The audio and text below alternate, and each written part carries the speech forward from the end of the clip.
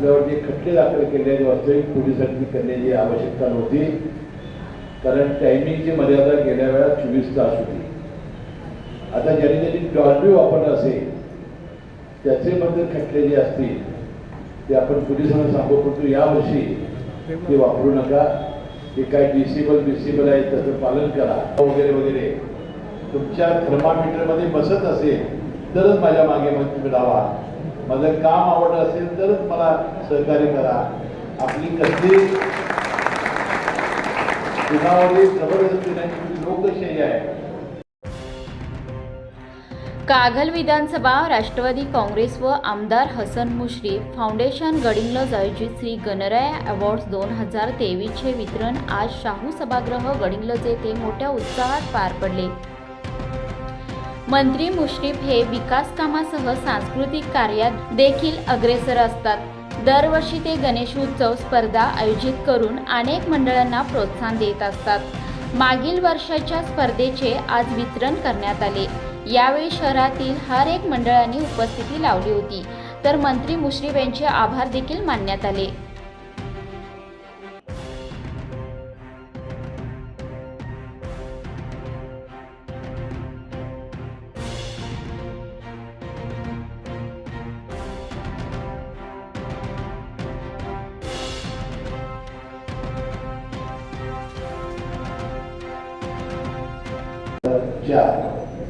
अशी एकूण 20 मंडळांना या परीक्षक मंडळाने आज जे बक्षीस दिलेलं आहे त्यांचं मी मनपूर्वक अभिनंदन करतो. आणि पुढील वर्षी अनेक मंडळांनी यामध्ये भाग घेऊन याहीपेक्षा चांगलं काम आपल्यावर जे खटले दाखल केले आहेत वास्तविक पोलिसांनी करण्याची आवश्यकता नव्हती, कारण टायमिंगची मर्यादा गेल्या वेळा 24 तास होती. आता ज्यांनी डॉल्बी वापरला असेल त्याचे मध्ये खटले जे असतील ते आपण पोलिसांना सांगू, परंतु यावर्षी ते वापरू नका. ते काय डिसेबल आहे त्याचं पालन करा.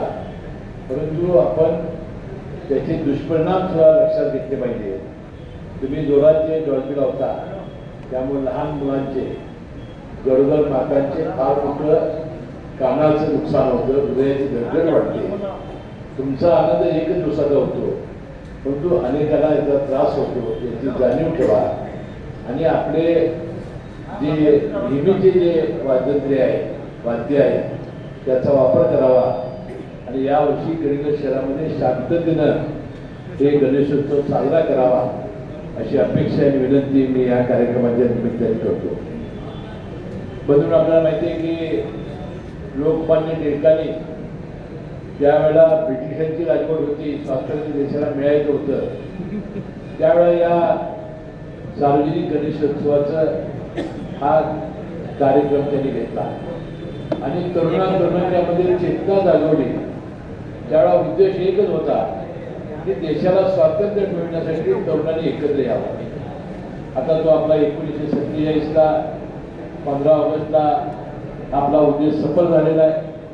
आता आपल्यासमोर जे उद्देश आहेत ते दारिद्र्य, अंधश्रद्धा, पर्यावरण असे अनेक, आता स्त्रियांच्यावर, मुलींच्यावर जे अत्याचार होत आहेत, या सगळ्यांचं आव्हान आज आपल्यासमोर आहे. आणि मी आपल्या सर्वांना विनंती करेन की आपण अशा पद्धतीने देखावे करावे की त्यामुळे जनजागृती होईल आणि अशा प्रकारचे जे वाईट जे प्रकार केले जातात त्याला पायबंद बसेल अशा प्रकारची आपण आरती करावी ही अपेक्षा मी या निमित्ताने व्यक्त करतो. आपलं बक्षीस वाढवावं अशी विनंती गुंडू पाटलांनी केलेली आहे. मी बक्षिसाची रक्कम आज वाढवलेली आहे असं समजा. यावर्षी पुन्हा अवॉर्ड 2024 अशाच प्रकारचा ठेवला जाईल. बक्षीसची रक्कम वाढवली जाईल.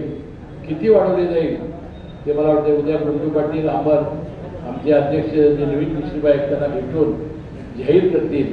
यामध्ये आपण सर्वांनी सहभाग घ्यावा अशी विनंती मी या निमित्ताने करतो. बरोबर, आता अमर मागले यांनी गेल्या अनेक वर्षाचं फाउंडेशनच्या कामाचा उल्लेख केलेला आहे. आता पुन्हा सांगून मी आपला वेळ घेणार नाही, बराच वेळ झालेला आहे. आपण आपलं बक्षीस घेण्यासाठी उत्सुक आहात त्याची जाणीव मला आहे. परंतु फाउंडेशनच्या वतीने जी आपण ॲम्ब्युलन्स दिली होती त्याला बराच काळ तुटलेला आहे. म्हणून या महिन्याच्या गणपती उत्सवाच्या काळातच एक कार्डियाक अतिशय सुसज्ज अशी ॲम्ब्युलन्स पुन्हा मी या नगरपालिकेला प्रदान करणार आहे. आणि फाउंडेशनच्या कामाचा सगळा आढावा हा अमर मागणी आपल्यासमोर ठेवलेला आहे. अशाच प्रकारचं काम करण्याची आम्हाला सर्वांनी संधी द्यावी विनंती आणि मी करतो. बारदेसकरांनी सांगितलं की माझ्या मागे उभं राहावं वगैरे वगैरे. तुमच्या थर्मामीटरमध्ये बसत असेल तरच माझ्या मागे मग तुम्ही राहा. माझं काम आवडलं असेल तरच मला सहकार्य करा. आपली कसली कुणावरही जबरदस्ती नाही, लोकशाही आहे. तुम्ही अतिशय तरुणांच्याकडनं आमच्या अपेक्षा वेगळ्या आहेत. शेवटी एकदम माणूस मोठा होत नाही. आधी बालक असतो, मग तरुण होतो आणि तरुणातून आपण मोठे होत असतो. जे तरुण पाळण्यात सुद्धा ओळखले जातात ते कसा होणार आहे. पाळण्यात नाही तर हे करायला की ओळखायचं नाही, पुढे काहीतरी होणार आहे. लाता बिता म्हणजे पाळण्यापासूनच त्याची कला दिसायला लागते. आणि अशातूनच माणसं ही मोठी होत असतात. आता किरण कदम असतील, गुड्ड्या असतात, त्या एकदमच होत नाही. तुमच्यात होत होत होत होत मग नगरसेवक, मग आमदार, मग खासदार, मग मंत्री असं होत असतं. आणि म्हणून सामाजिक कामाला ज्याची आवड आहे त्यांनी जर चाणाक्षपणानं काम केलं तर शेवटी तरुण मंडळं ही कार्यकर्ते, समाज कार्यकर्ते घडवणाऱ्या शाळा आहे असं माझं मत आहे. आणि म्हणून आपण एखाद्या वार्डातलं, एखाद्या गल्लीतलं जेव्हा तरुण मंडळ करतो तिथल्या जनतेच्या, त्या नागरिकांच्या अपेक्षा फार मोठ्या असतात. आणि म्हणून ज्या पद्धतीने तुम्ही काम करतात त्या पद्धतीनं लोक तुम्हाला प्रतिसाद देत असतात.